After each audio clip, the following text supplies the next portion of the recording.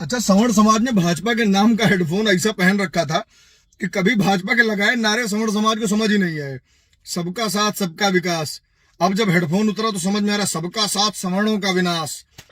once more बटेंगे तो कटेंगे। बात तो सही है। बटेंगे तो कटेंगे किससे? जिससे कटेंगे उन्हीं को यूजीसी वाले कानून में ओबीसी कैटेगरी में डाल दिया इन्होंने।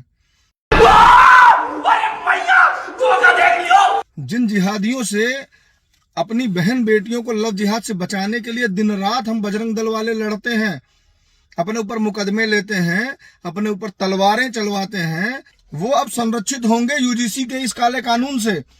अब कॉलेजेस में हमारी बहन बेटियां जाएंगी, अगर उनके साथ लव जिहाद ये करना चाहते हैं और वो मना कर देंगी ना, तो ये कहेंगे कि हमारे साथ भेदभाव हुआ, हमें मुल्ला कटुआ कहा गया, हमें धर्म सूचक शब्दों से बोला गया, और उसके बाद उन बहन बेटियों की जिंदगियां बर्बाद हो जाएंगी, उनके ऊपर केस हो जाएंगे, वो रस्टिकेट हो जाएंगी कॉलेज से, उनका रिजल्ट रोक दिया जाएगा, तमाम तरीके की चीजें। अब ये होगा संवर्ण समाज की बहन बेटियों के साथ। अब ये है कि संवर्ण समाज जो है अपनी बहन बेटियों को कॉलेज ही ना भेजे। इससे तो अच्छा है मोदी जी आप डायरेक्ट जो है इस ईओसी कमेटी के द्वारा जो है अगर किसी को गलत कहा जाता है तो उस सजा में फांसी का प्रावधान कर दो, फांसी चढ़ा दो सीधा संवर्ण समाज के उस आदमी को, क्योंकि ना रहेगा बांस ना बजेगी बांसुड़ी। क्योंकि अगर वो सही हो या गलत, अगर वो फंसाया गया तो फंसाया गया तो उसको सजा मिले, आदमी खत्म हो। अगर आदमी जिंदा बच गया और गलत फंसाया गया तो क्या करेगा? वो बाहर निकलते ही जेल से सबसे पहले उस आदमी को गोली मारेगा जिस आदमी ने उसको फंसाकर उसकी जिंदगी बर्बाद की।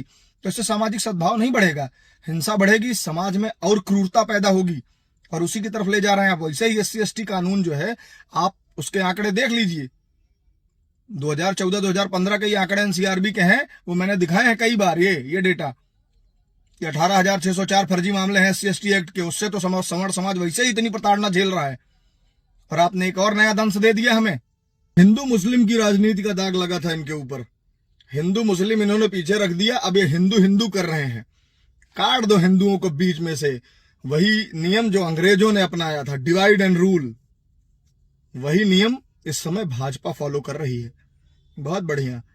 सोच कर देखो, जिस संवर्ण समाज ने तन मन धन से एक होकर भाजपा का साथ दिया, 90%, 95% संवर्ण समाज के लोगों ने एकजुट होकर भाजपा को वोट दिया, और आज भी सबसे ज्यादा संवर्ण समाज के सांसद विधायक हैं भाजपा के पास। उस संवर्ण समाज की सगी नहीं हुई भाजपा सरकार, उस संवर्ण समाज की पीठ में छुरा घोंप दिया इसने। तो ये SC/ST के क्या सगे होंगे, OBC के क्या सगे होंगे, और जो मुसलमानों को इन्होंने यूजीसी की उस गाइडलाइन में OBC कैटेगरी में डाल के रखा है, उनके क्या सगे होंगे। भाजपा को ये लगता है कि ये यूजीसी का काला कानून और ये सब जो बाकी चीजें ये कर रहे हैं, ये करके ये SC/ST OBC का वोट बैंक ले लेंगे।